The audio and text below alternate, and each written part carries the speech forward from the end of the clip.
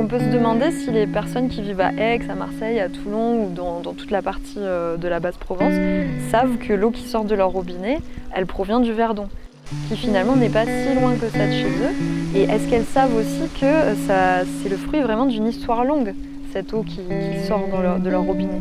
Beaucoup de discussions qui ont été parfois très âpres, beaucoup de sacrifices aussi, il y a eu des villages engloutis. Est-ce que ces personnes savent que l'eau qui sort de leur robinet, c'est une manne en fait qui est là et qui est pas loin?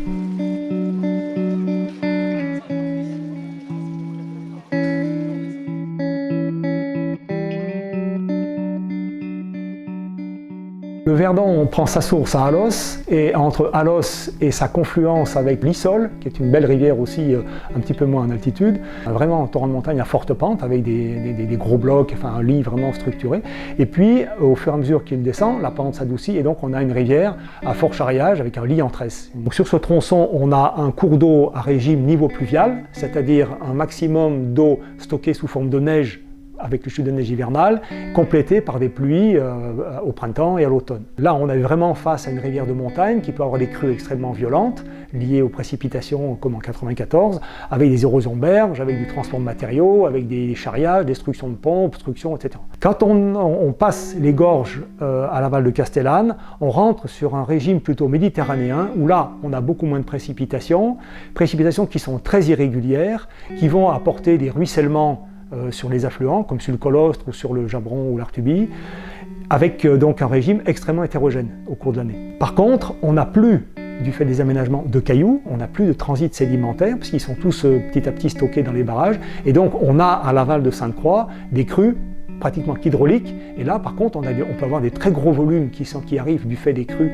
et de la taille du bassin versant, puisqu'après tout ça, ça va se perdre dans les marais de Cadarache, et une magnifique zone humide à l'échelle régionale. Il faut bien imaginer qu'avant la création des barrages, c'était une rivière tumultueuse, qu'on a toujours essayé de canaliser depuis le Moyen-Âge.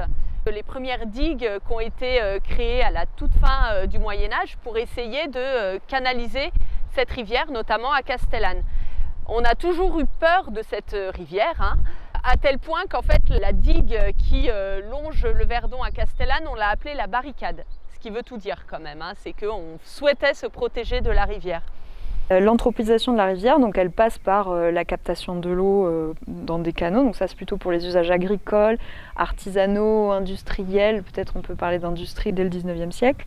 Contraindre le lit de la rivière en fait en construisant une digue, ça permet de se protéger du cours d'eau et de sa torrentialité. Au 19e siècle, il y a des problèmes en fait de torrentialité dus au déboisement dans les Alpes, notamment dans les Alpes du Sud, donc les digues permettent ça. Elles permettent aussi de conquérir des nouvelles terres, mais qui sont planes. Donc en montagne, c'est quand même non négligeable. Donc on va les colmater, on appelle ça le colmatage en fait, c'est-à-dire qu'on va conduire par des opérations répétées les limons dans les nouvelles terres endiguées, qui sont au départ en fait tout simplement des gravières en fait, enfin le lit de la rivière. Et ça permet ensuite de procéder à l'irrigation de ces terres, puisque dans la digue, on peut construire des petites dérivations qui vont permettre en fait, d'acheminer l'eau dans ces nouvelles terres conquises. Et certains géographes parlent de colonisation intérieure en fait, au XIXe siècle, par le biais justement de ces endiguements successifs. Donc à Saint-André-les-Alpes et à la Mure-Argence par exemple, il y a énormément de digues qui sont construites au XIXe siècle. Cette anthropisation des cours d'eau, dont j'ai donné plusieurs exemples, elle est vraiment active sur les rivières alpines pour une période qui va de 1770 à 1880 environ. La rivière, elle a un lit vif, on le voit sous les yeux, c'est l'écoulement actif en permanence. Et encore une fois, lors des crues, elle a besoin d'aller voir un petit peu ailleurs, de s'élargir, de prendre ses aises.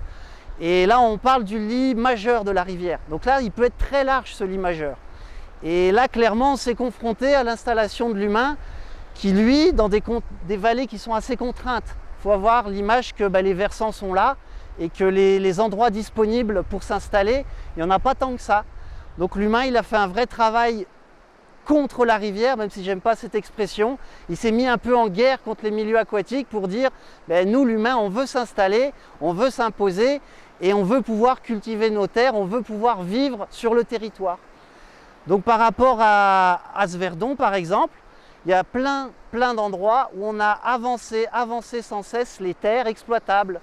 Donc ça, une des solutions les plus simples, c'était à partir d'ouvrages transversaux, qu'on pourrait appeler des pièges quelque part, à des pièges à sédiments, des pièges à cailloux, un peu à tout, et ben, au fur et à mesure des crues, avancer à chaque fois de plusieurs mètres pour gagner des terres exploitables, des terres qui soient cultivables.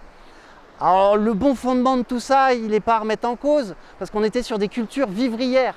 À l'époque, les gens, ils avaient vraiment besoin de cultiver pour vivre. Si on n'avait pas ça, on n'avait qu'à partir ailleurs.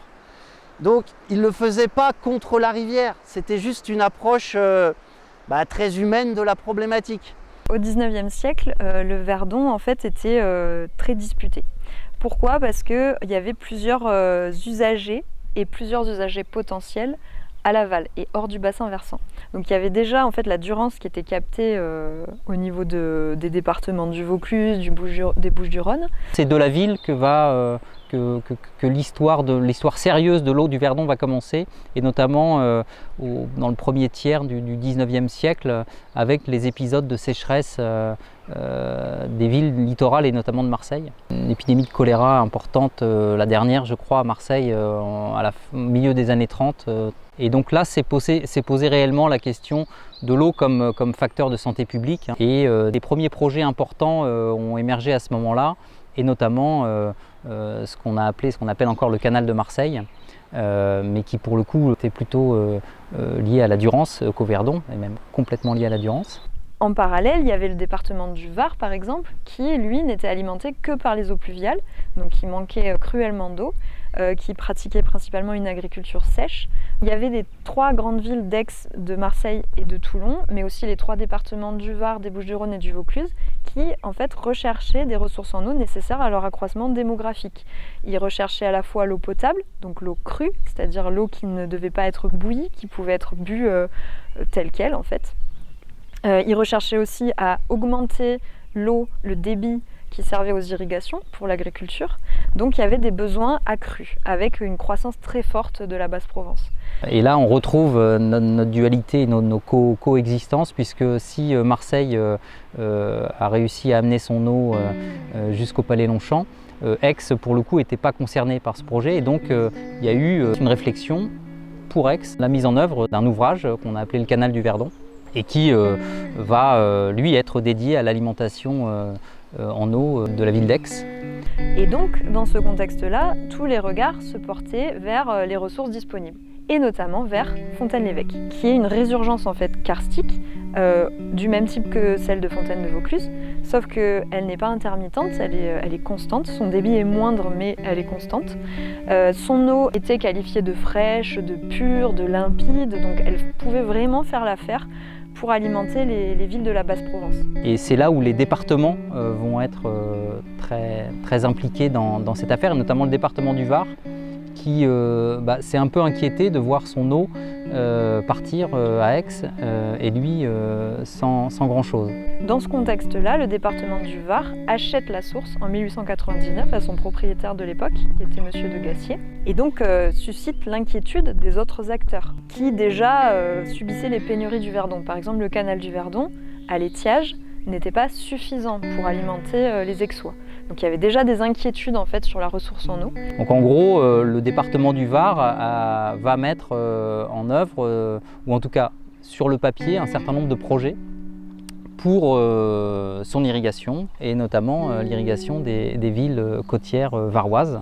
Le projet le plus connu qui n'a pas été mis en œuvre tel qu'il avait été pensé, mais celui qui a été le plus abouti en 1909, est le projet qu'on a appelé Roulant d'Aloyau, et qui avait imaginé une succession de barrages-réservoirs sur le Verdon pour permettre l'irrigation effectivement des villes de la côte varoise, Toulon notamment. En fait, on a toujours donc tous ces conflits qui sont présents pour s'accaparer les ressources en eau, pour répondre aux besoins de la population. Et dans ce contexte-là, intervient l'État. Donc là, on passe vraiment d'une échelle vraiment très locale, avec la captation des ressources en eau à l'échelle des communautés, à une échelle régionale, avec l'accroissement de la Basse-Provence et les nécessaires besoins accrus en eau. Et là, on va passer à une échelle nationale avec l'État qui va légiférer et qui va surtout, par la loi du 5 avril 1923, qui est surnommée la Charte du Verdon, garantir les droits des avaliers, c'est-à-dire tous les usagers qui sont en aval du Verdon et qui captent notamment la Durance, qui est donc alimentée par le Verdon, qui est un affluent, qui garantit les droits de ces avaliers. Donc ça permet de mettre tout le monde d'accord et on préfigure déjà toutes les retenues qui vont être construites sur le Verdon. C'est aussi à ce moment-là qu'on va concéder la retenue de Castillon-Chaudanne, qui va être achevée en 1948. Donc on a déjà en fait dès 1923 l'idée de faire des retenues en fait pour stocker l'eau, pour régulariser le débit du Verdon, pour que l'eau soit disponible toute l'année et non pas par intermittence, puisqu'on est donc dans un régime méditerranéen, sur une partie du Verdon au moins, avec une eau qui n'est pas disponible toute l'année. Il faut quand même bien imaginer que tout a été conçu en amont. Alors avec des évolutions, bien sûr, on n'a pas eu les travaux au lac d'Alos, on n'a pas eu les travaux dans les gorges. Les premiers travaux sur Castillon, ça commence en 1928. Il faut bien imaginer qu'avant, il y a tout un travail préparatoire de l'État pour voir comment racheter les terres. Certaines terres ont été expropriées, rachetées. En tout cas, en 1928, les travaux ont commencé avec une société allemande, puisqu'on était dans le cadre des dommages de guerre liés à la Première Guerre mondiale. Il n'y a jamais eu de révolution, il n'y a jamais eu de mise en accord d'habitants, ils ne se sont jamais révoltés, on était dans un territoire vraiment marqué par l'exode rural. Pour autant, il y a eu quand même un fort sentiment d'usurpation et un peu d'abandon. On se séparait de nos terres quand même, c'était pas rien à l'époque. La construction des barrages suivants, notamment Sainte-Croix, a été complètement différente. Alors c'était le même type de barrage, par contre dans un contexte complètement différent, puisque mise en eau de Sainte-Croix en 1968, donc avec des problématiques économiques complètement différentes. Le tourisme avait déjà commencé. On expropriait ou on rachetait des terres qui, pour le coup, étaient très bonnes, qui étaient cultivables et très bonnes. On a déplacé des populations, ce qui n'a pas du tout été le cas sur Castillon. Donc voilà, des problématiques différentes avec un sentiment de révolte beaucoup plus fort qu'il y a pu avoir pour Castillon et Chaudanne. Mais ça a été conçu de manière globale pour vraiment irriguer la Basse-Provence, travailler sur emmener l'eau potable à Marseille. Tout ça, c'était dans une dimension globale. Bien sûr, j'ai connu ce Verdon en tant que rivière, pas en tant qu'échelle de lac, mais en tant que rivière. C'était un autre monde, mais c'était un autre temps. On ne va pas aborder l'échelle du temps et revenir en arrière, c'est inutile. Moi, ce qui me touchait le plus, c'est qu'on n'ait pas assez pris en compte les habitants de ce territoire au moment des aménagements. Et qu'on n'ait pas réalisé des aménagements pour permettre à ces habitants d'accepter, de comprendre pourquoi on leur a déstructuré leur territoire et pourquoi maintenant on leur a interdit des endroits à l'accès à l'eau, où c'est devenu difficile, ou que leur économie a changé. Enfin voilà. Bon, le temps a passé, les familles sont disparues. Bon, les habitants de la vallée de Sainte-Croix ont disparu. Et jusqu'à la mise en eau des barrages dans les années 60, enfin en 73, il y a cette archéologie préventive ou de sauvetage, enfin qui est plus appelée de sauvetage parce que c'est vraiment tout va être détruit, mais au moins on recense le patrimoine avant. Et c'est ce qui donne d'ailleurs aujourd'hui le musée de préhistoire des gorges du Verdon, qui est basé à Quinçon, qui recense toute cette archéologie de sauvetage faite avant les barrages. Dès le 19e siècle, on a songé à mettre en place des barrages pour pouvoir canaliser l'eau, la stocker, la mettre à disposition des différents usages. Et puis concomitamment, de toute façon, il y a eu l'électrification du pays qui a commencé à se faire. À partir de la loi sur l'hydroélectricité de 1919, l'État a donc délivré des autorisations d'exploiter les cours d'eau pour faire de l'électricité. Et c'est dans ce cadre-là que la première, on appelle ça une concession, la première concession hydroélectrique a été donnée à la société qui a précédé EDF pour construire le barrage de Castillon. À partir de l'aménagement de Serponçon qui date des années 55-60 et sa mise en eau, en fait, est apparu le multi-usage. Et donc dans les concessions suivantes, donc sur Sainte-Croix, Quinçon et Esparon, donc le plus bas, le barrage de Gréoux, donc les concessions ont intégré cette fois-là le multi-usage, c'est-à-dire des possibilités pour les collectivités ou pour d'autres organismes de prélever de l'eau, soit pour l'irrigation, soit pour l'eau potable. Et c'est comme ça que dans Sainte-Croix, on a un stock de 200 millions de mètres cubes qui a été constitué pour ces usages autres que l'hydroélectricité.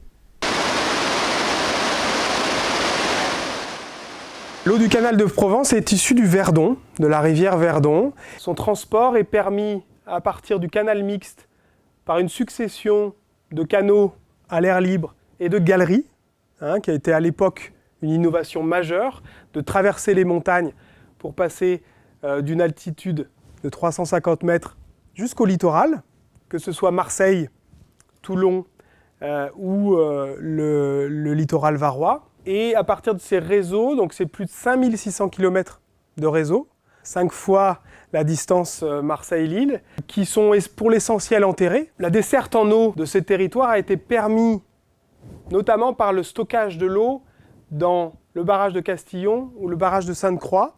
Il faut savoir qu'il y a une réserve d'eau et qui permet, au moment où la rivière n'a plus assez d'eau, de relâcher une partie de cette eau pour les différents besoins pendant la saison estivale. On ouvre, on ferme, c'est d'abord une question de besoin du réseau. Ces barrages-là, ils ne vont pas produire ce qu'on dit au fil de l'eau. Ils sont créés dès le départ pour pouvoir produire lorsque le réseau en a besoin. S'arrêter, retenir l'eau et redémarrer quand le réseau en a besoin. C'est pour répondre au pic de la demande. La nature a proposé, si je puis dire, des morphologies très adaptées au barrage, puisque les gorges du Verdon permettent en effet l'installation des barrages. S'il fallait retenir une seule chose sur la formation des gorges du Verdon, c'est que c'est lié au phénomène karstique. À partir du moment où la grosse dalle de calcaire qui constitue le Verdon est émergée, elle commence à être rongée par l'eau. Et il y a toute une série de réseaux karstiques superposés qui correspondent aux différentes variations du niveau de base de la Méditerranée, en particulier au niveau de ce qu'on appelle l'épisode messinien, quand toute la Méditerranée s'est asséchée, que le niveau de base était 2000 mètres plus bas et que toutes les rivières du pourtour méditerranéen ont creusé des lits très profonds. C'est valable pour les rivières de surface, mais ça a été valable également pour les rivières souterraines, pour tous les cours d'eau souterrains qui se sont enfoncés de plus en plus profond à différentes époques. Et les gorges résultent de cet enfoncement sur place du Verdon qui utilise aussi des effondrements karstiques, des choses comme ça, pour descendre plus vite. Ce Verdon, il a toujours été, et notamment ces gorges qu'on connaît aujourd'hui, font partie des sites les plus visités au monde. Pendant très longtemps, elles étaient absolument ou inconnues, ou en tout cas non citées dans les guides touristiques ou les récits de voyage en faisaient mention, mais de manière très laconique finalement. Et les toutes premières mentions des gorges du Verdon en tant que telles, on appelait ça les gouffres à l'époque, ou les canyons, c'était au début du siècle, début 20e. Dans les guides touristiques, avant, on mentionnait ces hauts lieux dont j'ai parlé à l'instant, Gréoux, Riez ou autres, mais les gorges, pas du tout. On a pendant longtemps considéré que si le Verdon est ce qu'il est aujourd'hui, c'est grâce à Martel, le Parisien. Et en fait, évidemment, en creusant un peu plus, on se rend compte que Martel, que ce soit ici ou dans les gorges du Tarn, n'aurait pas pu faire tout ce qu'il a fait s'il ne s'était pas appuyé sur des guides locaux et notamment un certain nombre de paysans qui sont devenus d'ailleurs paysans guides après, au premier rang desquels instituteur de Rougon qui s'appelle Isidore Blanc, qui est connu dans le Verdon. Et Isidore Blanc était un peu le lettré de la bande, et qui savait aussi nager et donc qui allait être le guide un peu leader de Martel dans son expédition. Et donc le sentier qui s'est très longtemps appelé sentier Martel, maintenant s'appelle le sentier Blanc-Martel pour contenter tout le monde et notamment localement. Et voilà, remettre un peu Isidore Blanc au cœur de ce jeu mémoriel, on va dire. Donc on a un haut Verdon qui est au-dessus des ouvrages, qui est plutôt bien préservé. Elle a pas mal de secteurs qui sont en gorge, mais aussi des secteurs en tresse. Et puis un bas et un moyen Verdon qui subit un peu cet état aménagé en fait, du point de vue hydraulique notamment. On a installé des ouvrages hydroélectriques, donc avec des barrages, qui ont provoqué un arrêt de cet effet tapis roulant avec les matériaux qui sont amenés en continu par la rivière. Donc ces sédiments, c'est un support de vie. Donc on a des galets, on a des blocs, on a des graviers, du sable, qui au fur et à mesure sont transportés par la rivière et qui sont remplacés par un effet de tapis roulant. Et ces sédiments, en fait, ils servent de support de vie aussi bien pour les petites bêtes au fond de l'eau, ce qu'on appelle les macro-invertébrés, que pour les poissons, notamment pour les alevins, les juvéniles de poissons.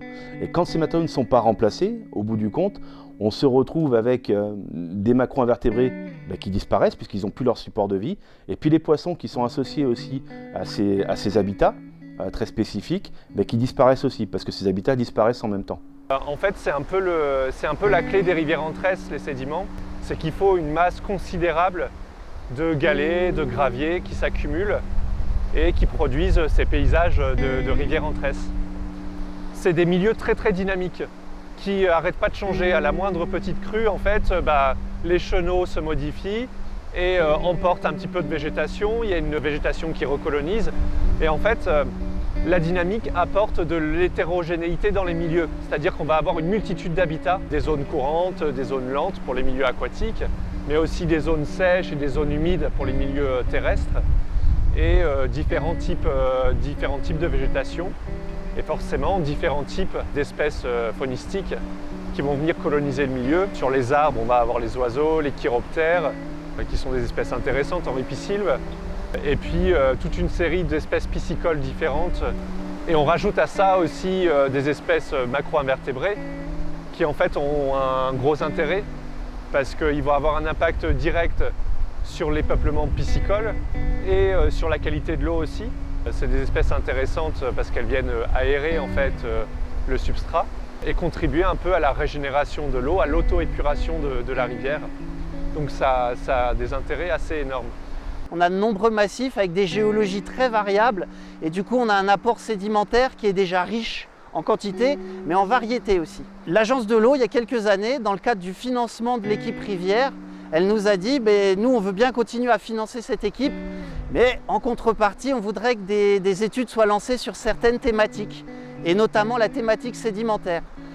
Donc cette étude, elle a essayé de traiter de tous les aspects du sédiment à l'échelle de ce bassin versant du Haut-Verdon. Donc on peut parler des connexions avec les sources sédimentaires qui sont plus ou moins altérées. On peut parler sinon au niveau du lit en lui-même de cette dynamique sédimentaire. Elle peut être très variable en fonction de la configuration du site. Il y a des zones de forte pente où effectivement il y a des effets où ça descend très vite et des zones avec des pentes qui sont moins importantes. On a des effets de dépôt et c'est typiquement sur ces espaces-là qu'on trouve les phénomènes de tressage. Tout notre stock de sédiments sur le Verdon est situé sur les zones de tressage. Aujourd'hui, la rivière, elle puise dans ces zones de tressage pour venir prendre son sédiment et puis les déposer un peu ailleurs et contrer l'incision. Donc si on perd ces zones de tressage, on va avoir une incision assez marquée rapidement. Donc typiquement, là, c'est une zone où la rivière, elle arrive sur une sorte de replat en termes de pente et surtout, elle trouve une largeur pour s'exprimer. Et dans cette largeur-là, le lit, la rivière va dessiner d'elle-même un lit qui est très très dynamique. Donc en fonction du niveau d'eau, soit c'est le cours d'eau qui va emprunter un chenal principal qui sera dessiné, et ça c'est la végétation qui va d'abord impacter en premier lieu, parce que la végétation qui s'implante et qui se développe, elle a tendance justement à fixer ces sédiments, ces éléments, et après, même une crue d'importance n'est pas en capacité de remobiliser ces choses-là. Par contre, quand on est dans le cas d'une forte crue, là c'est l'eau qui vient faire entre guillemets sa loi. Ça veut dire que c'est la puissance de l'eau et de tout ce qu'elle charrie, notamment les sédiments, qui va décider entre guillemets de la largeur exacte de la bande active qu'elle va exploiter ou elle va s'exprimer. Là ici au lac de Castillon, actuellement EDF extrait les matériaux qui sont en surplus pour éviter notamment les inondations, mais on en manque à l'aval. Donc c'est des choses qui sont étudiées actuellement, que notamment la Fédération de pêche aussi des Alpes de Haute-Provence a étudié. C'est l'opportunité de déplacer les sédiments qu'on a à l'amont des ouvrages vers l'aval des ouvrages. On est situé à moins de 40 km de l'aval des ouvrages ici.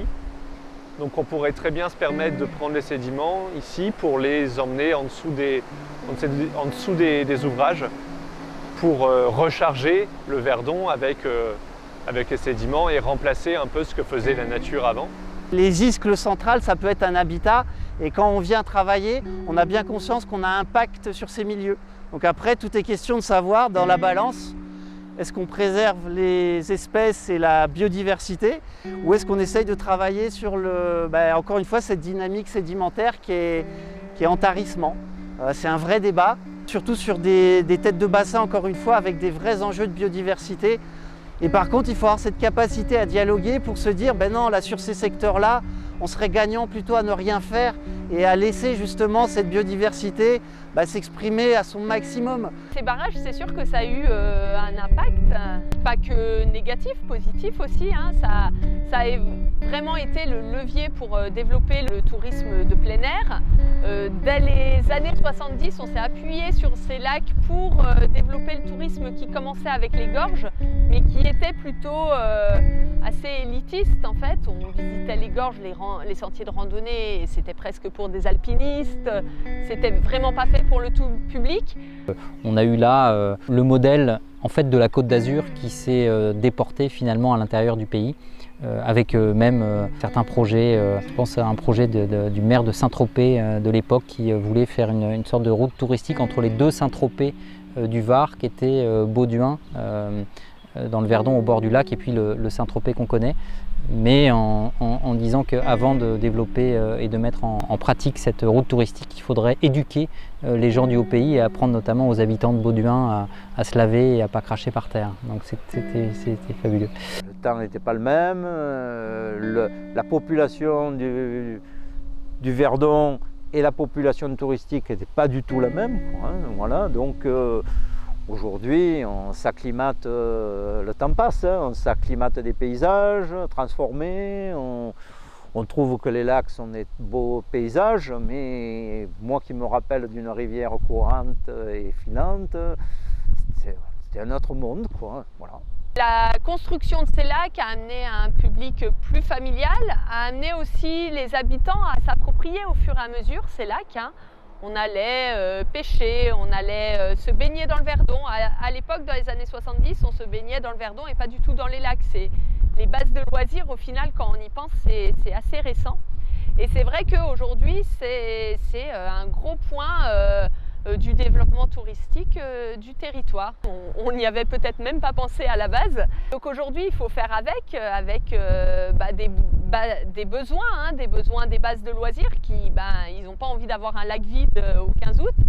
Des besoins pour les prestataires d'activités de pleine nature, le rafting, le kayak, toutes ces choses-là qui demandent un débit d'eau certains jours pour pouvoir pratiquer des activités, des besoins pour les pêcheurs, et puis avec tout ça, il y a toujours les exigences de la base qui étaient l'eau potable, l'irrigation, les crues, avec un nouvel enjeu aujourd'hui qui est la préservation de la biodiversité.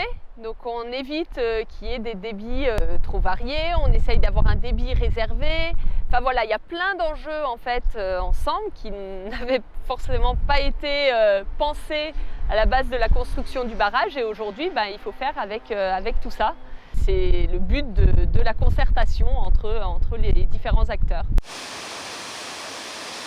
Sur les ouvrages hydroélectriques à l'aval, il y a une restitution qui est faite obligatoirement, c'est les débits réservés. Et donc ça, c'est toute une concertation qui a été mise en place sur une bonne grosse dizaine d'années.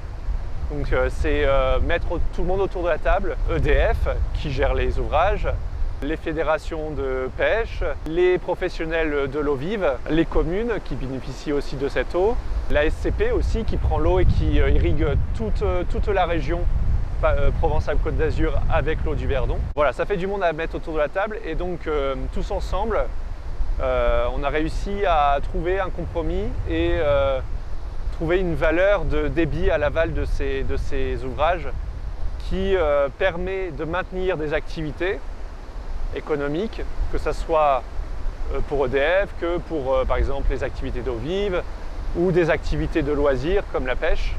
Les débits réservés, c'est un souci constant du législateur, puisque dès la loi de 19, il était prévu qu'il fallait laisser de l'eau dans les rivières à l'aval. On n'avait pas quantifié, mais il fallait laisser de l'eau. Voilà. Donc les premiers aménagements sur la Durance, par exemple, ont laissé un débit qui a été jugé très insuffisant après, puisque les lois successives ont augmenté les débits réservés. On est passé au 40e du régime normal moyen, on est passé au 20e pour certains aménagements, et aujourd'hui, pour les aménagements dans les petits cours d'eau, on est au 10e de ce paramètre. Voilà. Donc on voit bien que le législateur a évolué pour prendre en compte les caractéristiques du milieu et donc la résilience des milieux. Dans le cas particulier du Verdon, c'est au sein du Parlement de l'eau qu'il y a eu une discussion autour du débit réservé à maintenir à l'aval du barrage de Castillon, donc dans le Grand Canyon jusqu'à l'entrée dans Sainte-Croix, et à l'aval des autres barrages. C'est au sein de ce Parlement de l'eau qu'ont été élaborés différents scénarios et qu'ont été choisis les débits réservés à maintenir, valeurs qui ont été entérinées après par l'État, puisque c'est l'État qui a la police en matière d'eau et de droit d'eau. Pour accompagner le développement touristique, et notamment le développement de loisirs autour de ces plans d'eau ou dans la rivière. On a travaillé avec les différents partenaires pour trouver des solutions.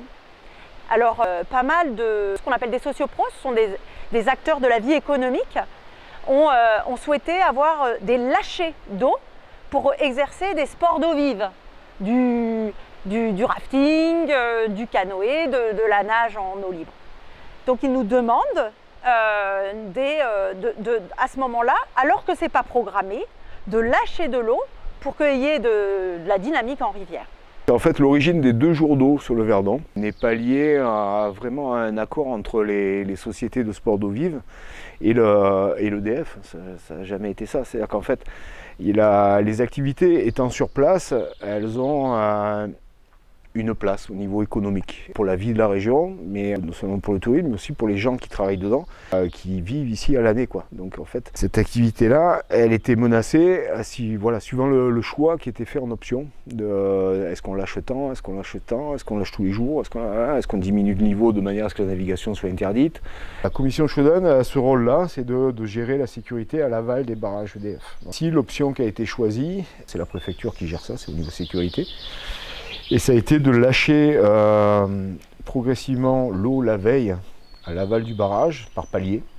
Elle va monter progressivement, sans risque en fait de coincer quelqu'un qui serait par exemple en train de balader d'un côté ou de l'autre. Il a le temps de voir que l'eau monte et de changer de côté. Et pour que ce partage-là soit fait avec certaines obligations qui vont être par exemple sur les lacs, de respecter une cote minimale en été.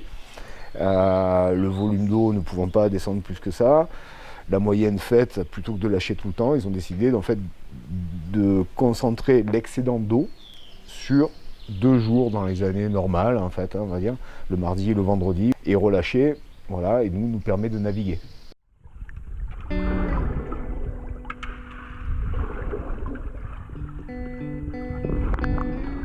Une espèce phare chez nous, c'est l'apron du Rhône. Donc c'est un poisson qui est endémique du bassin du Rhône et qui s'est retrouvé chez nous complètement piégé dans le moyen Verdon suite à la création de ces grands barrages hydroélectriques.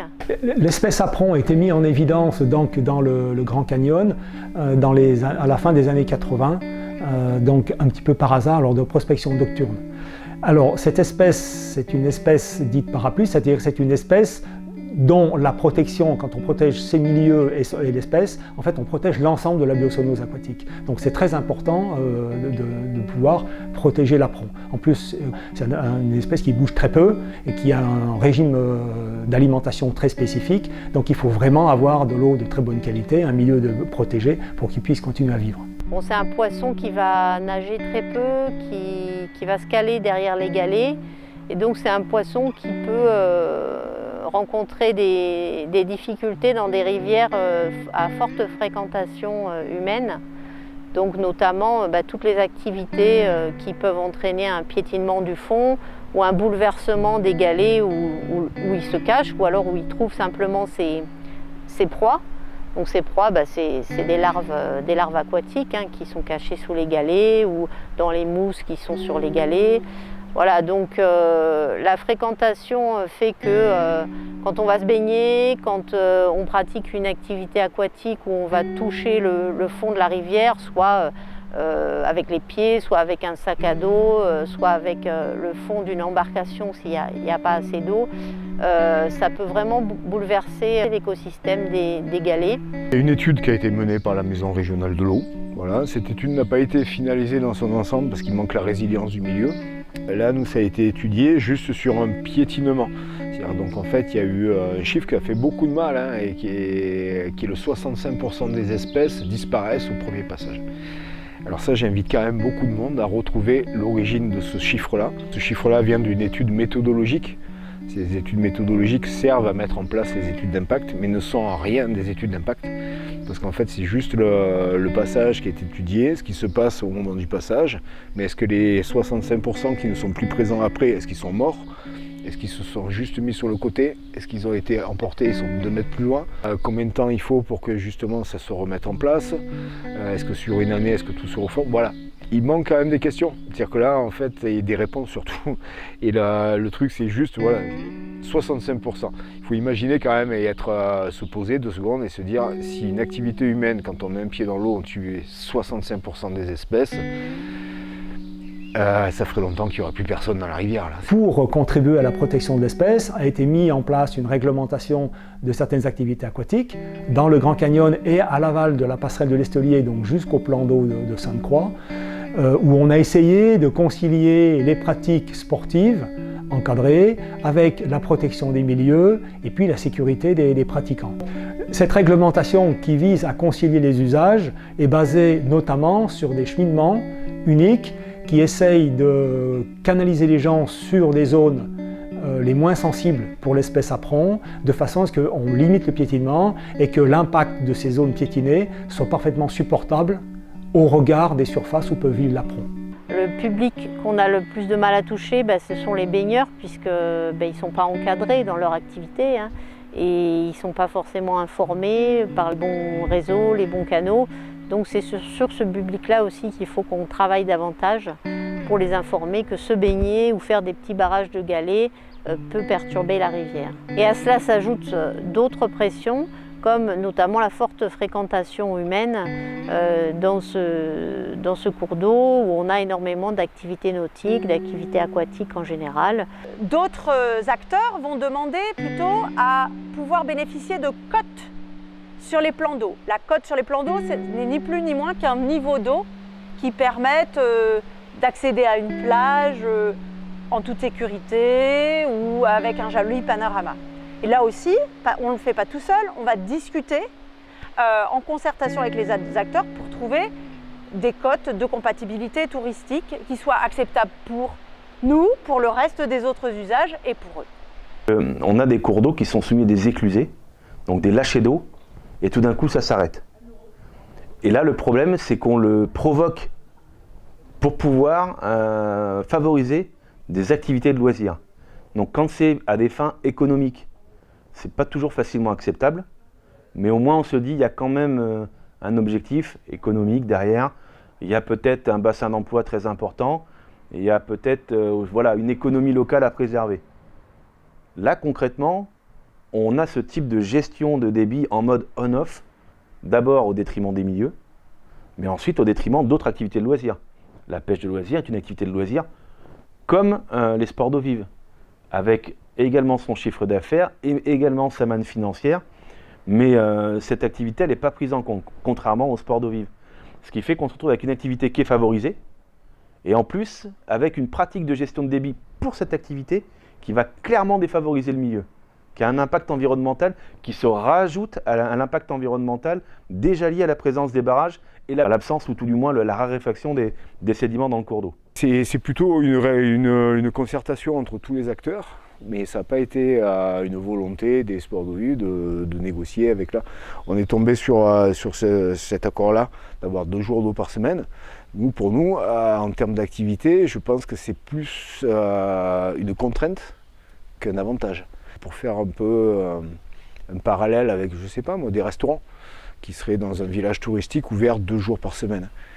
Ce qui donne que tous les gens qui sont en vacances dans le coin, qui veulent manger au restaurant, vont pouvoir réserver que ces 2 jours-là. Donc ça veut dire que ces 2 jours-là, on va avoir une affluence. Les restaurants vont mettre des tables de partout, ils vont se faire déborder. Voilà. Tandis que si les mêmes restaurants, on leur donne toute la semaine pour travailler, la demande va être diluée sur toute la semaine, et du coup il n'y a plus ces effets de concentration sur les deux. Nous, c'est beaucoup ce qui est visible sur les jours d'eau. C'est que en fait ces activités, voilà, d'un coup on dit oh là, mais il y a beaucoup de monde qui fait du raft. Et oui, il y a beaucoup de monde qui fait du raft, mais parce qu'on est concentré sur 2 jours. Beaucoup y voient, oui, mais vous avez un lâcher, ouais. Déjà, on n'a pas de garantie de lâcher. Il faut savoir que cette convention n'a pas de garantie. Une année sèche, eh ben, les lâchers ne sont pas là, hein, ils ne vont pas descendre la côte du lac pour nous. On a ces barrages qui délivrent un débit réservé, ce qui va avoir un impact, donc on l'a dit, sur les sédiments, mais également sur la température. Pourquoi? Parce que ces milieux qui ont beaucoup moins d'eau, tout d'un coup, sont beaucoup plus exposés aux conditions extérieures. Et ces conditions extérieures vont beaucoup plus influencer la température de l'eau. On va avoir, en plein été par exemple, les conditions les plus sévères. Quand il fait 35 degrés dehors et qu'on a un volume d'eau qui est 10-20 fois inférieur à ce qu'il devrait être, il est forcément beaucoup plus exposé à la température extérieure. Donc on va avoir un milieu qui va chauffer. Et cette température elle va être létale donc pour certaines espèces de poissons, notamment la truite qui ne peut pas supporter une température moyenne qui va au-delà de 19-20 degrés. Donc là, on a une vraie disparition de certaines espèces sur certaines parties de cours d'eau qui sont en débit réservé. Le parc du Verdon, avec les partenaires institutionnels et les fédérations de pêche, d'ailleurs du Var et du 04, ont été sollicités pour retravailler sur cette notion de débit réservé et sur la gestion du débit réservé estival. Nous, clairement, on s'est positionné en faveur d'un débit lissé au cours de l'été. Ça veut dire qu'on ne voulait pas avoir un débit réservé qui fasse le yo-yo en permanence. Parce que c'est complètement antinomique avec les besoins du milieu. Il y a plein de cours d'eau en France qui subissent des éclusées pour diverses raisons. Et il n'y a pas un seul cours d'eau qui subit des éclusées qui ne subit pas d'impact sur le milieu. Et là, concrètement, nous, ce qu'on aurait voulu, c'est que certes, on fixe un débit réservé qui peut paraître plus ou moins faible, qui peut être discutable, bien évidemment, mais au moins, on fixe un débit qui va rester à peu près constant. Bien sûr, après, il y a les crues, il y a les orages, ça, on n'y peut rien.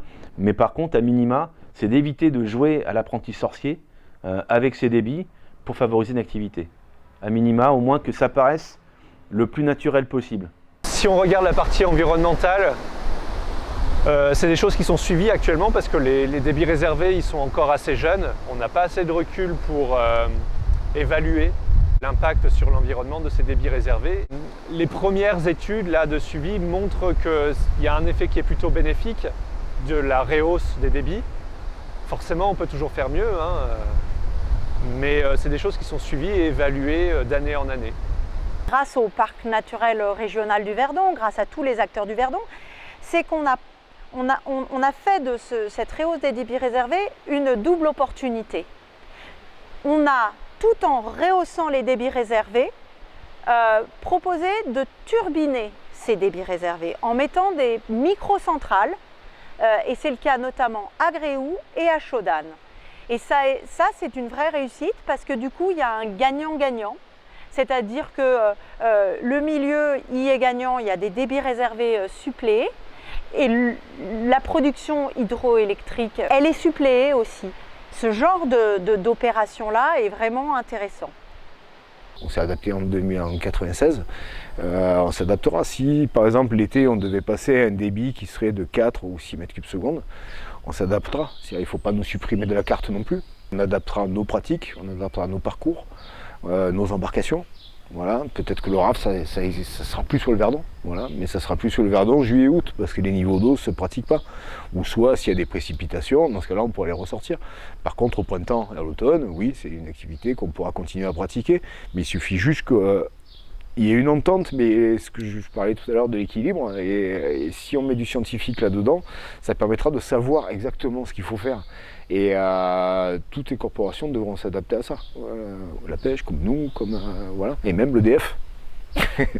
Surtout l'EDF. Parce qu'en fait, le milieu naturel, c'est lui qu'il faut écouter, c'est lui qu'il faut entendre et qu'on essaye de trouver un système de gestion pour ce milieu, de manière à ce qu'il y ait une résilience qui soit suffisante. Ensuite, les pratiques qui sont dessus soient adaptées.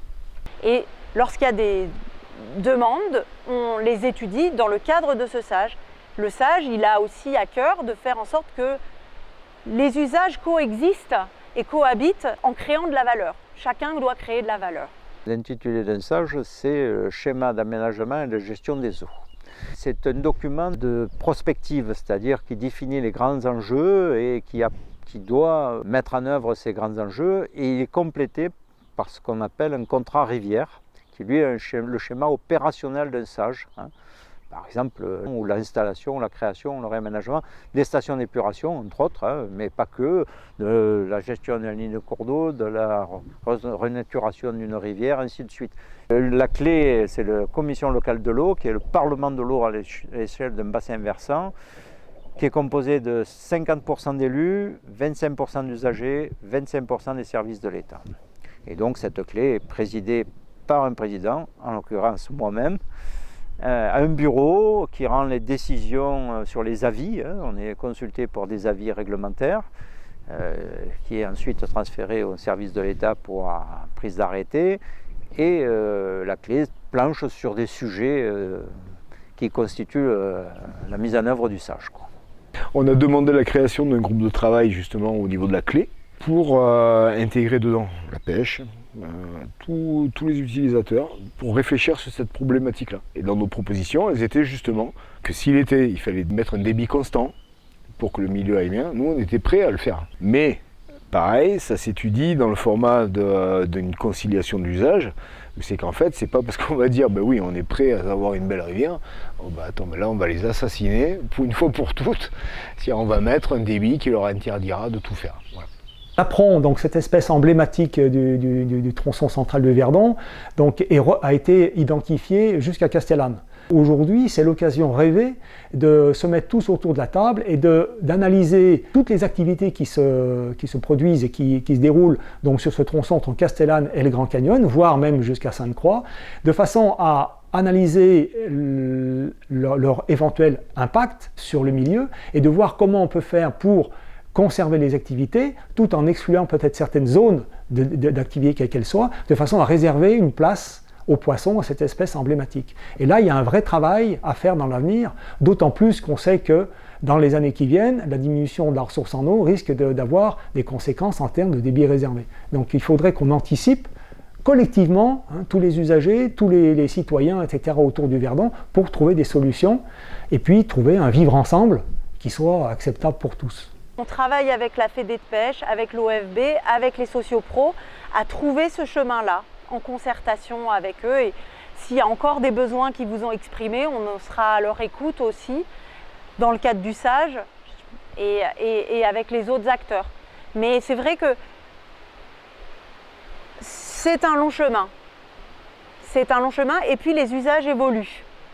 Ils évoluent aussi en fonction du changement climatique, de ce qu'ils peuvent constater, ils ont des besoins qui évoluent. Et donc il faut être en permanence à l'écoute de ça. La chose importante, c'est que les barrages EDF, il me semble que c'est la loi de transition écologique, quelques années, sur le retard qu'elle a de donner ces ouvrages hydroélectriques au privé, quoi. Nous, le seul rempart qu'on a par rapport à ça, que ce soit, là je ne peux pas parler que des activités, je parle de tous les citoyens qui vivent sur le Verdon. Si on veut quand même conserver une rivière qui ressemble à quelque chose et qui n'est pas donnée à des mains d'un privé, donc lui il n'en aura vraiment rien à faire de tout ce qui est dessous. C'est de le faire inscrire dans le SAGE toutes ces mesures-là, de manière à ce que le privé qui arrive soit obligé de respecter la loi. Et la loi actuellement sur la rivière, c'est le SAGE. Voilà.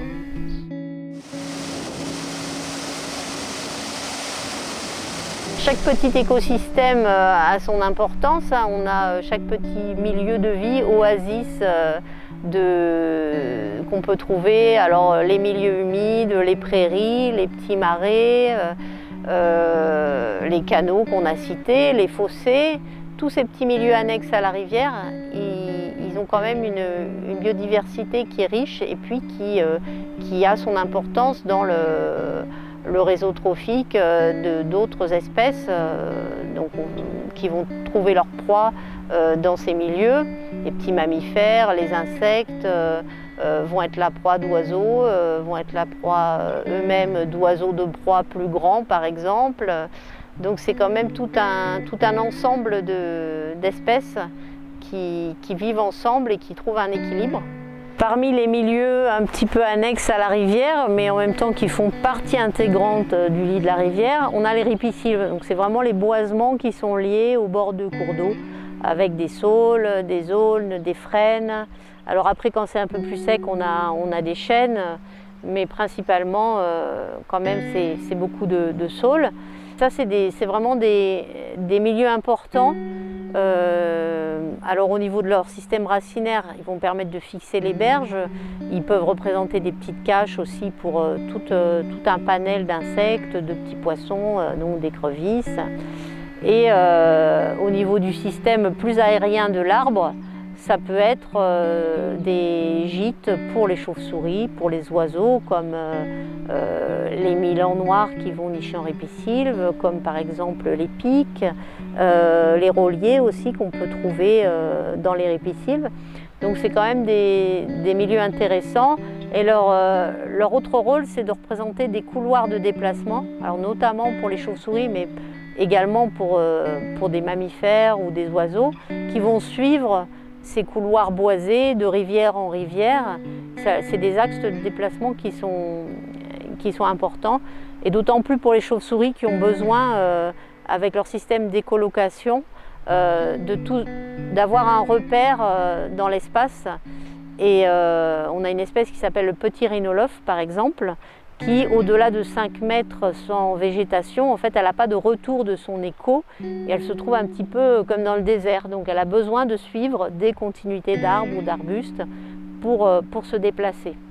Un adou, c'est du coup une résurgence de la nappe du cours d'eau.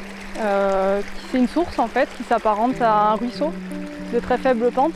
Sur le Verdon, il y a 19 adous qui ont été recensés et qui ont été répertoriés. Ces adous, ils sont plutôt situés dans les zones de plaine, où il y a des plaines agricoles, là où il y a de la place en fait, d'y avoir des résurgences d'anciens bras morts qui se sont créés, qui se sont naturalisés, boisés, qui sont devenus des adous.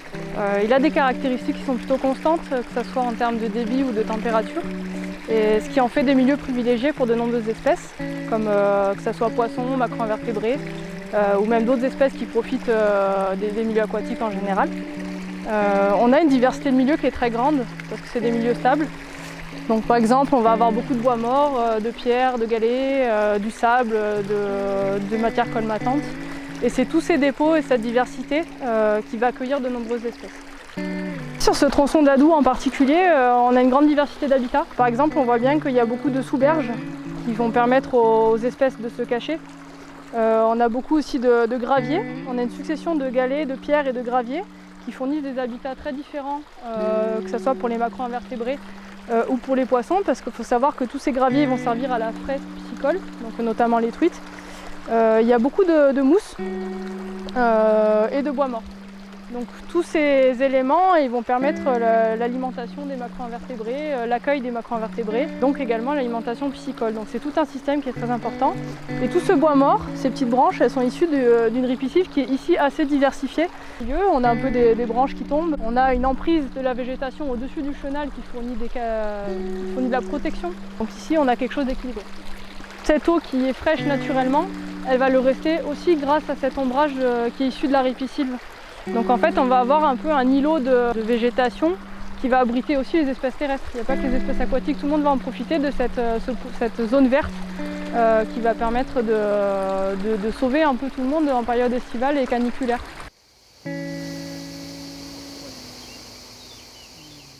La Provence a toujours été une terre de sécheresse, d'extrême, et donc les besoins en eau ont toujours été assez forts pour compenser le stress hydrique. À partir des années 60-70, le canal de Provence a permis le développement des différents usages, à la fois les eaux urbaines, les eaux pour les collectivités, les eaux à destination des industriels, les eaux pour les particuliers aussi, et aussi un point important, les eaux pour l'agriculture et pour le développement agricole. Sur le bassin versant du Verdon, on a plusieurs formes d'agriculture, mais essentiellement, il y a des territoires plus agricoles que d'autres. Enfin, en termes de mécanisation, je parle.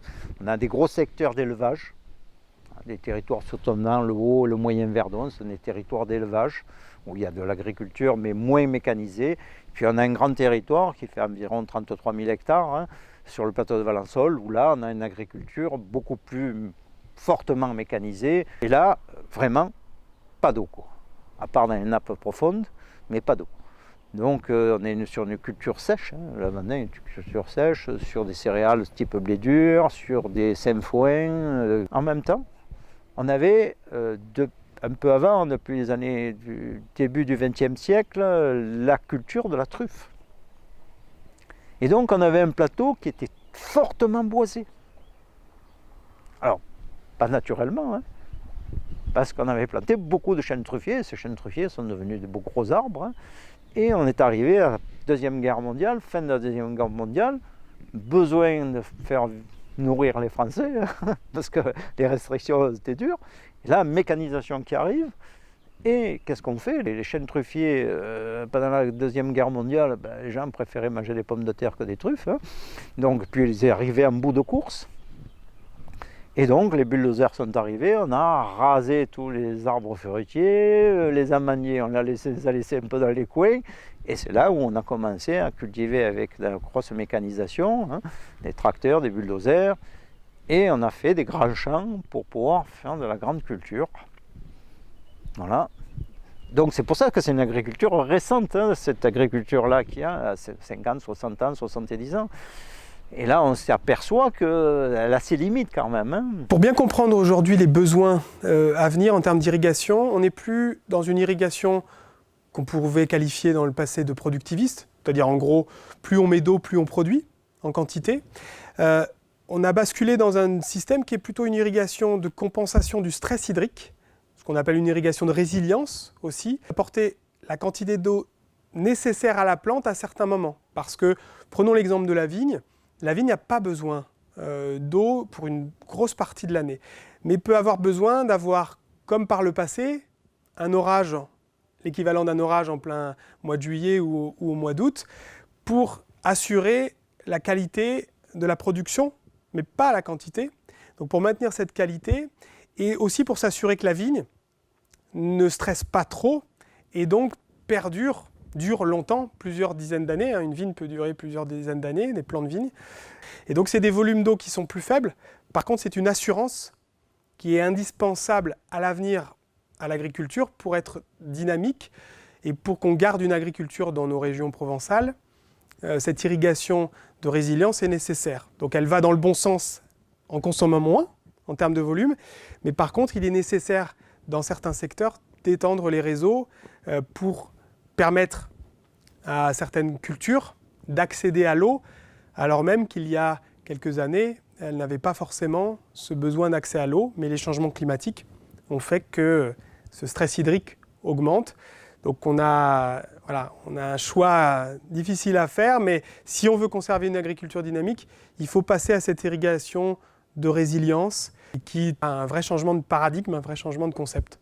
La Société du Canal de Provence, répondant à la demande du territoire en matière de la profession agricole, a prévu une extension du réseau d'irrigation du plateau de Valensole. Pourquoi extension? Parce qu'il existe actuellement un réseau qui fait environ 3500 hectares, qui a été mis en œuvre dans les années 90, début des années 90, et qu'une grande partie du plateau reste encore en culture sèche, donc non irriguée, et qu'on voit que les problèmes liés à la culture du lavandin et autres font que sécuriser certaines cultures, modifier certaines cultures pour éviter la monoculture quasiment, fait qu'on peut imaginer qu'avec l'apport d'eau, on peut avoir d'autres cultures qui sont moins problématiques en termes de durée ou de temps que la culture du lavandin. L'extension du réseau d'irrigation du plateau de Valensole est conjuguée en même temps à l'amener d'eau potable aux communes, quoi. C'est un réseau mixte. Voilà. Heureusement qu'en 1992, on l'a prévu en tant que tel, puisqu'aujourd'hui, l'approvisionnement en eau potable des communes du plateau de Valensole pose problème en termes de qualité des eaux. L'agriculture des années 60-70 a conduit à utiliser des produits, des pesticides, notamment un désherbant qui s'appelait, la molécule s'appelle le diclobénil, qui a pollué les sols et qui, par conséquence, a pollué les nappes phréatiques du plateau de Valensole. Et donc, quasiment l'ensemble des communes du plateau de Valensole est alimenté par le réseau d'eau potable du pompage dans le Verdon, dû à la Société du Canal de Provence. La Fédération de pêche a mené une étude il y a 2 ans qui nous a permis de nous rendre compte qu'en dehors de la zone intra-alpine, au cœur des Alpes, où il n'y avait pas de changement majeur sur les peuplements piscicoles, en revanche, sur la zone périalpine de moyenne montagne et sur la zone de plaine, on a des changements qui sont très importants avec une perte de diversité. Et ça, c'est directement lié à l'usage de l'eau qu'on peut faire dans le département, sur le bas Verdon, bien évidemment, sur le moyen Verdon, mais dans tout le département 04. Et cette gestion, pour l'instant, on a quand même le sentiment qu'elle ne va pas vers une gestion raisonnable, mais qu'on essaye d'optimiser le plus possible les outils de prélèvement en eau, sans jamais remettre en question la possibilité de changer notamment les pratiques agricoles. Actuellement, il y en a 3500 hectares, mais il faut se rappeler qu'il y avait 1200 hectares irrigables dans la plaine de Sainte-Croix.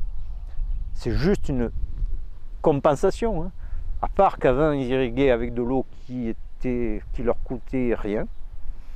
Aujourd'hui, le coût de l'eau d'irrigation sur le plateau de Valensole, je peux vous dire que les agriculteurs l'économisent, parce qu'elle a un coût.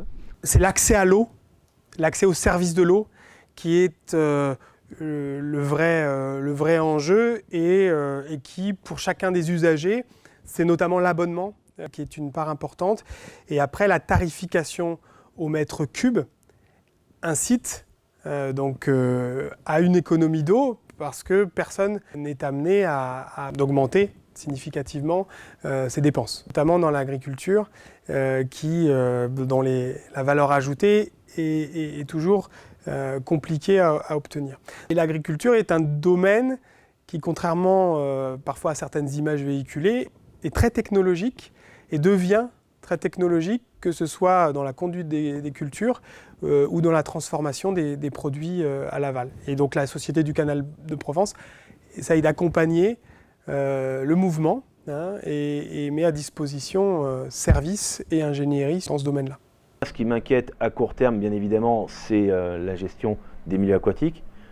Plus on manquera d'eau et plus on en aura besoin.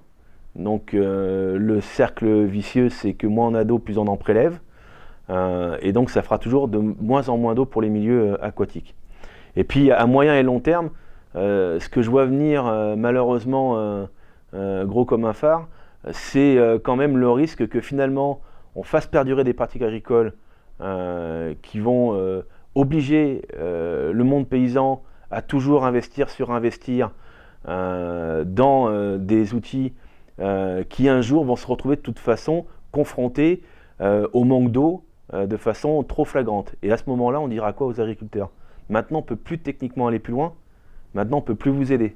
Donc vous avez investi, vous êtes endetté jusqu'au cou, maintenant il faut que ça s'arrête. En collaboration avec la Société du Canal de Provence, on a lancé un projet qui n'est plus un projet, qui est l'Action Regain maintenant, pour aider les agriculteurs à trouver des solutions d'une agriculture modifiant les pratiques pour qu'elles soient plus durables et éviter la pollution des sols. La Société du Canal de Provence a dans ses gènes l'intérêt général parce que ses actionnaires, à plus de 80%, sont des collectivités territoriales qui, elles, ont aujourd'hui comme objectif de concilier le développement de ces territoires, mais aussi la diminution de l'impact sur les milieux. Ces deux politiques doivent être conciliées et la ressource, de toute façon, fera qu'on va être limité. Donc on doit anticiper, que ce soit les professionnels ou des particuliers, la sensibilité est devenue maintenant plus forte à l'économie d'eau. Donc je pense qu'il faudrait dès maintenant orienter petit à petit la politique agricole pour aller vers des pratiques culturales qui seront forcément moins gourmandes en eau et qui permettront petit à petit de changer les pratiques agricoles sans trop impacter les agriculteurs eux-mêmes. Et ça, malheureusement, pour l'instant, j'ai l'impression qu'on ne tend pas vers ce type de gestion-là. Revenir en arrière, on reproduit, mais le problème, c'est le marché. On était dans une culture vivrière. On produisait de l'huile d'olive, du vin, et on vivait en autarcie, même s'il y avait des échanges. Aujourd'hui, un sac de pois chiches, il vient plus souvent de Turquie que de Provence, voilà. Hein. Bon, il traverse le monde. Hein. Il faudrait qu'on puisse produire plus de légumes dans notre territoire. Hein. Mais pour produire des légumes, il faut une assurance d'avoir de l'irrigation, hein, parce que sinon c'est difficile. Et puis le problème, c'est se reconnecter, c'est créer le marché, quoi, hein. Aller produire des légumes pour leur faire traverser le monde ou la France, ça n'a aucun intérêt. Donc il faut retrouver les marchés locaux, c'est ce qu'on est en train d'essayer de faire. Hein. Les circuits courts, comment s'organiser. C'est un travail de longue haleine. Hein. La transformation de l'agriculture, c'est pas aujourd'hui on fait une chose, demain on fait une autre. Hein. Il faut du temps. Hein. Voilà. Le réchauffement climatique, ouais, il pose plusieurs problèmes. Hein. Déjà, c'est existentiel. C'est-à-dire qu'hormis l'essor des activités, c'est qu'on a un grave problème qui nous arrive dessus, quoi. Donc il y aurait une période de sécheresse beaucoup plus grande, période de précipitation plus courte, mais plus violente. R2D2, c'est une étude sur la ressource en eau, endurance. Cette étude dit en substance que le changement climatique va d'abord s'exprimer par une plus grande difficulté à capter l'eau. Donc ça va se traduire par des crues, des événements subis. Par ailleurs, d'un point de vue énergétique, si on a des épisodes très violents, suivis d'épisodes de sécheresse, ça va être difficile aussi d'exploiter cette ressource en productible en fait. Et un réchauffement de la température de l'air. La MRE a aussi depuis démontré qu'il y avait une température de l'eau, qu'elle allait aussi avoir des conséquences sur les biodiversités aquatiques. Aujourd'hui, on n'utilise que 30% de ces réserves, qui permet de ne pas prélever directement sur la ressource qui passe, donc le débit de la rivière, mais de prélever sur ce qui est stocké l'automne, l'hiver et le printemps, pour être en capacité de délivrer l'été ces volumes-là. Alors effectivement, les activités, raft, il faut voir que ça passera à la trappe. Voilà. Comment s'adapter par rapport à ça, ben, je ne sais pas. Je ne sais pas quelle situation sera au niveau économique, parce que il ne faut pas voir que le réchauffement va avoir lieu que sur le Verdon, il va être mondial. Il va avoir plein de répercussions dont on nous alerte depuis des années. Hein. Établir des projets là-dessus, là, c'est compliqué. La difficulté qu'on va avoir, si on n'arrive pas à capter l'eau, si on a des épisodes plus violents, ça va être de pouvoir ensuite la stocker et la mettre à disposition des différents usages. Partager cette connaissance et les impacts que ça va avoir, c'est la première des étapes. Parce que pour construire un avenir durable, il faut que tout le monde ait bien la compréhension de ce qui va se passer. Il faudra parier qu'avec l'inertie de tout ce qu'on a déjà produit, ça va grimper, on va se le prendre. Hein. Il va falloir faire preuve d'adaptation et justement, on en revient sur ce côté-là de se reconnecter vraiment à la nature, quoi. Parce qu'il faut prendre soin de notre environnement. On est quand même la seule espèce à détruire notre biotope. On est quelque chose de dément chez nous. Qu'une commune de Quinçon à 200-300 mètres du Verdon, c'est une commune qui a passé 200 ans à chercher de l'eau. Des puits, nettoyer des puits, chercher des mines, des sources, nettoyer les sources, dépenser des sommes considérables. Voilà. Mais c'est le cas typique d'un village de Provence, même s'il touchait de l'eau, n'en avait pas pour sa consommation, quoi. Et donc là, dans les délibérations, tout est écrit. Hein, on a calculé les débits, on a calculé les consommations par foyer, on a calculé les volumes de fontaines, on a calculé les versures des fontaines pour savoir si elles pouvaient servir à irriguer les jardins, les champs, et ainsi de suite. Et l'économie de l'eau, hein, c'est ancestralement ancré dans la vie des anciens de Provence. Hein. L'eau est d'or. Que des villes plus bas aient besoin de notre eau, de l'eau du Verdon, pour pouvoir subsister à leurs besoins, ça me fait penser que quelque part, eux, les points d'eau qu'ils avaient à disposition quand ces villes se sont créées, ne coulent plus. Le message que j'aurais à leur donner, c'est peut-être de se soucier de ça, quoi. Parce que le jour où nous, on ne coule plus, nous, on va en souffrir, mais eux, encore plus. Voilà. Il faut être innovateur, il faut chercher dans un milieu urbain, en consommer moins, en économiser, en récupérer. Et ça, c'est des volontés politiques. C'est pour quelque chose qui doit sauver de la consommation d'eau sur des villes, c'est des politiques qui doivent s'y mettre, c'est des associations environnementales, c'est vraiment quelque chose d'ampleur, quoi. Voilà, le message que je pourrais leur adresser, c'est de booster ces gens-là, quoi. Voilà. gens-là. Booster ces gens-là pour avoir des solutions qui soient pérennes dans l'avenir. Effectivement, de dépendre comme ça de plus en plus d'une ressource aussi vitale que l'eau, je trouve ça dangereux. Nous, la commune de Quinson, pourtant, on en a de l'eau. On a engagé la commune elle-même une économie d'eau. En 4 ans, on a diminué de 2 tiers notre consommation d'eau communale. 2 tiers. Alors, bien sûr, c'est moins sympathique qu'avant. Les fontaines coulent moins. On les a mis en circuit fermé. On fait attention quand on ouvre le robinet, quand on utilise l'eau, quand on irrigue. Pourtant, on a de l'eau d'irrigation. On fait attention aux plantes qu'on plante, qu'elles soient moins consommatrices d'eau, plantes de notre territoire. Et ça ne nous empêche pas de vivre et de stocker de l'eau pour nos voisins. Mais c'est la vôtre, celle-ci. C'est celle que vous allez utiliser pour prendre le bain, pour vous nourrir, pour vous avoir de l'agrément. Mais utilisez-la avec parcimonie, avec justesse. Et surtout, le travail qu'on a engagé depuis des années, c'est faire comprendre que l'eau, c'est un bien commun, mais qu'il ne sert pas qu'à nous, à l'être humain. Il sert au monde végétal, au monde animal, et surtout à les rivières, au monde aquatique. Sans un monde aquatique, l'eau se dégrade. Et donc, elle est moins utilisable par ceux qui veulent l'utiliser.